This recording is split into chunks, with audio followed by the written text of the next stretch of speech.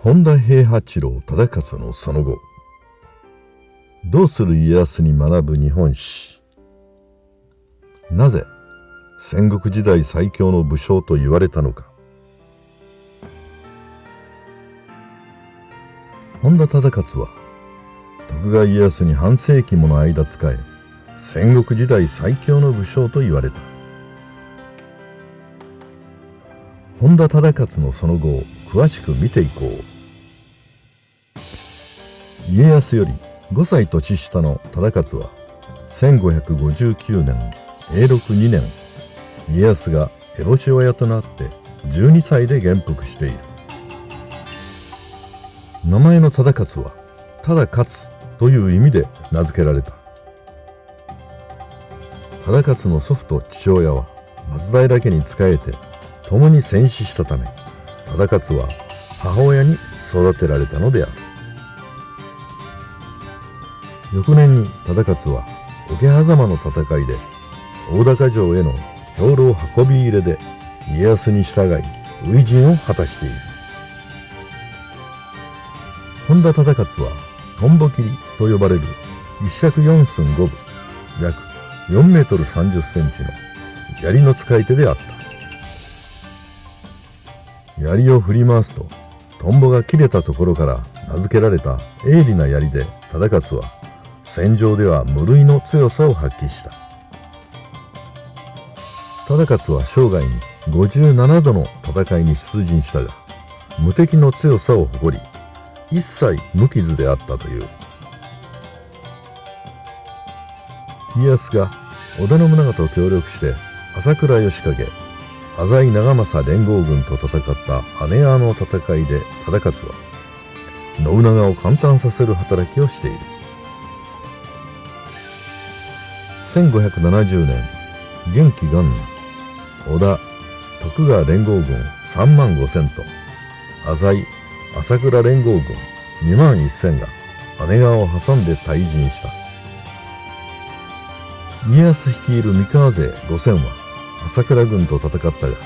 押し込まれて家康の本陣まで崩されかかった。その時本田忠勝率いる2千が朝倉勢の側面を攻めたために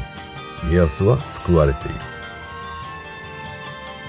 ところが一方の織田軍は必死の浅井軍に13段構えの11段まで突き崩され、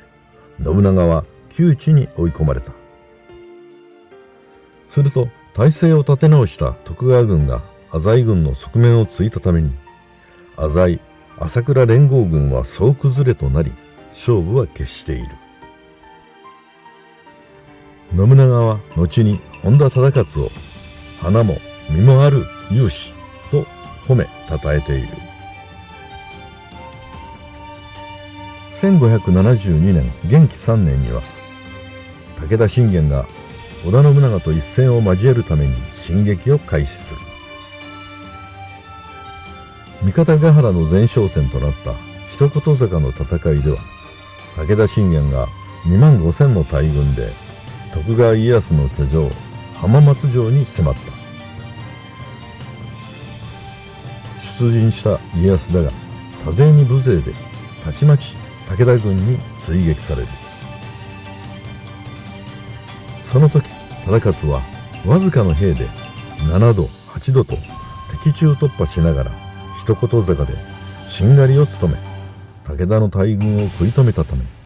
家康は命拾いをしている。またこの時に忠勝の戦いぶりを見た武田軍が家康に過ぎたもの2つ、唐の頭に本田平八と感嘆した話は有名である。唐の頭とは珍重なヤクの尻尾の毛をつけた家康の兜のことである。本田忠勝は武勇一辺倒ではなく、家康の優秀な助言者としてもその本領を発揮している。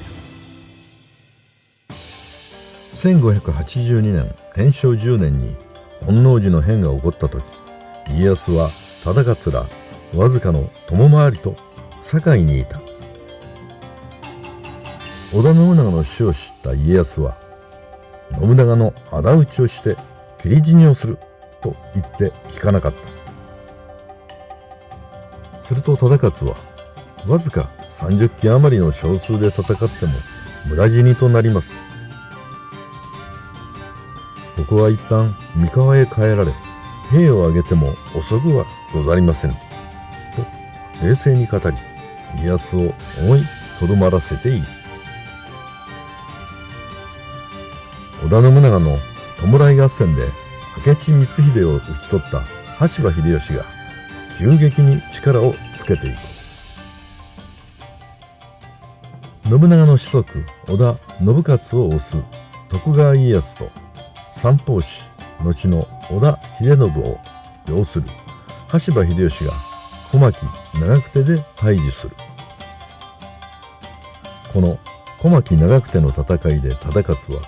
豊臣秀吉率いる3万8,000の大軍をわずか500の手勢で引き止める働きをするのである。初戦に勝利した家康だが、3万8,000の大軍を引き連れた秀吉が家康軍に接近する。それを見た忠勝はたった500の手勢で秀吉の大軍に近づいて、小さな小川を挟んで悠々と並びながら進んで秀吉を挑発した。忠勝は自分に秀吉が気を取られている隙に家康を逃そうとしたのである。さすがに秀吉は部下たちが秀勝を討とうとすると、よいよい、あのようなものは生かしておくべきだと言って手を出さなかったという。結局秀吉と家康は和議を結ぶが、戦後に秀吉は本田忠勝の戦いぶりを激賞して、勇といい忠といい類なき者と語り、家康を羨んだという。関東に移った家康に従った忠勝は上総大滝に10万石を与えられた。関ヶ原の戦いでも本田忠勝は東海道方面の戦目付として活躍して、伊勢桑名10万石に国替えとなっている。本田忠勝の兜は鹿の大角を模したものだが、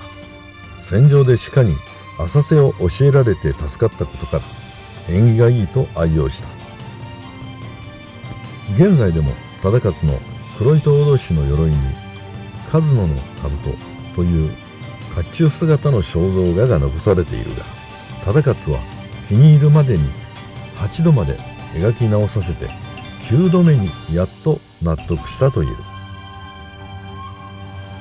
う。やがて忠勝は家督を嫡男本田忠政に譲って隠居するが、忠政の正室は家康の長男で切腹した信康の娘雄姫である。1610年慶長15年、本田平八郎忠勝は家康に先立って63歳で病没する。しかし忠勝は家康と離れるのが嫌で、死にたくない死にたくないと最後までつぶやいたと言われている。忠勝の死後、